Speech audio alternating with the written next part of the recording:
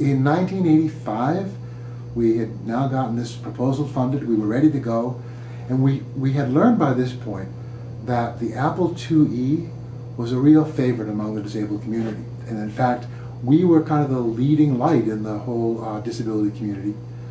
And the reason the Apple IIe was such a favorite was because it was a simple little machine. You could pop the top off of it, you could put in all kinds of adaptive switches, and it was a command line interface. It wasn't very heavily graphic. And people with disabilities loved it. Third parties loved it. Then, I'm sorry, this was late '84, out comes the Macintosh. Huge announcement about this thing called the Macintosh. And Steve Jobs, when he announced it, made it very clear that in all kinds of ads and all kinds of speeches that this was the computer for the rest of us.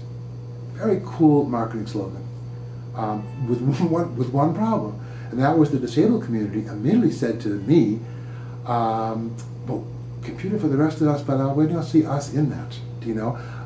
Because we love the Apple IIe, but as we look at this Macintosh, first of all, there's no top to pop off of it, number one. There's no way to take the top off it, and even if we could, none of the stuff that worked in the Apple IIe would work in this Macintosh. And by the way, there are all these windows and cursor movements, and so people who are visually impaired won't be able to see what's going on. And the question I asked was, why has Apple turned its back on us?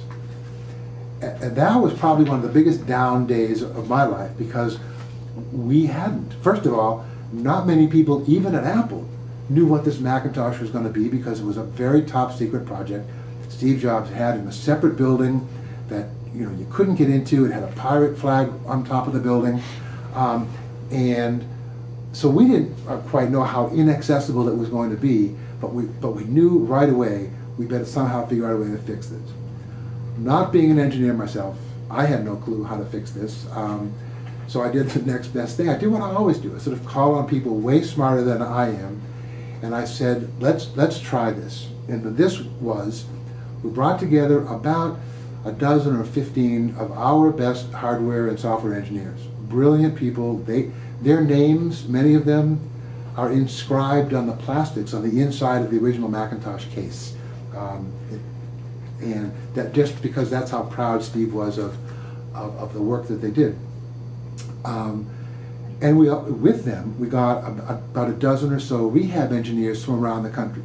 These were the gadget people, the hands-on people who work with disabled people every day. And we began this meeting by putting a Macintosh in front of every one of our engineers. And we said, very simply, we said, look, you guys made this computer, you know it better than anyone. Here's a Macintosh. On the table next to the Macintosh is a little disk. It's of Mac Write, which was the only word processor at the time. And we said, we just want you to do a simple little exercise. We just simply want you to put your hands in your pocket, put a pencil in your mouth, and just type a simple memo. And I remember the room kind of chortling a little bit, and like, what is this silly exercise?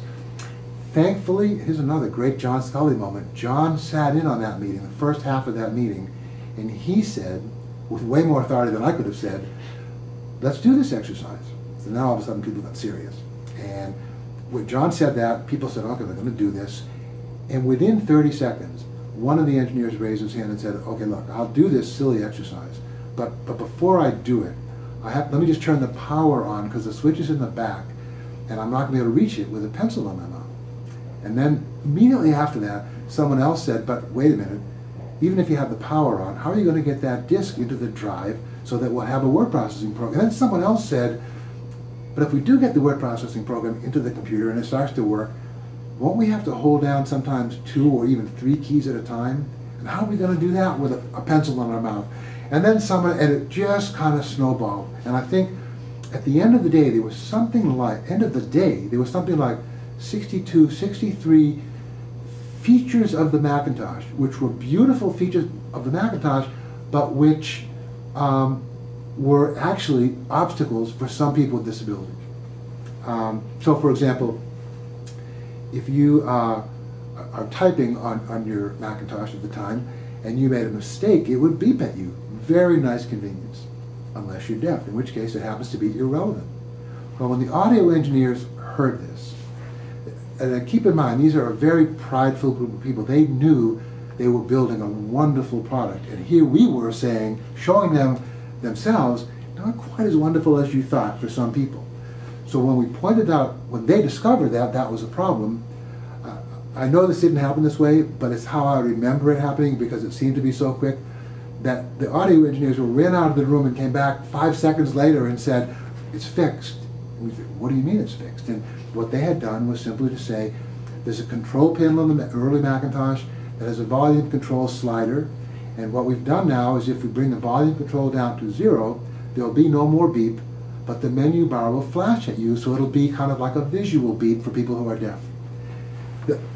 These kinds of examples happen throughout the entire day. Things like, what if you can't get your heavy hand off of the keys quickly enough, and you've got a key repeat feature that's a very good convenience for great typists, but you can't get your hand off fast enough, you get a rows of unwanted letters, and somebody said, well, why don't we just offer the option of turning off the key repeat? I mean, we're not talking rocket science here, we're talking kind of common sense in many ways. The problem was not this, how do you get to the solution? The problem was understanding that there were problems to begin with. And because here was the perfect machine, the computer for the rest of us, and now this group at the end of that day was committed to saying, if there are all these features that we need to worry about, that make it not the perfect machine that we think it is, let's work to make that happen. And it was because from that day on, that's when things, which are now, as we speak today in 2010, part of the Universal Access Control Panel, the system preferences in the Macintosh, they were born back in 85, 86, 87, some of them are almost virtually in an unchanged state today. And we use them now all the time. I'm at Yahoo at the moment. We use them all the time in our accessibility lab at Yahoo, not so much because we think that the notion of the volume control coming down to 0, it's not that anymore. There are design considerations built into these solutions that you need to know about if you're designing any kind of a product for a person with a disability. The individualizing of things, giving people a choice of I could do it this quickly or this quickly, that one size doesn't fit all. All of those things were born back in 85, 86, 87, and the curious thing to me to this day is most people who buy a Macintosh today, and most people who buy a PC, because it exists in the PC, have no idea that those features that control are in the Macintosh. So if anyone's listening to this, go to your Macintosh, go to the system preferences, look for a universal access button, press it, and you'll see up will come these solutions for people who have problems seeing, people who have problems hearing, people who have problems using a keyboard, and people who have problems using a mouse. Are they the most elegant solutions that exist today? Absolutely not. But they work, and that they're still part of what Apple makes, that they're still part of a mainstream product, that if it's not working for you, you can invoke these features and it will work for you, is really a testament to the fact that this accessibility stuff had gotten into the DNA of the company. And that's Apple's biggest credit, I think. Mm-hmm.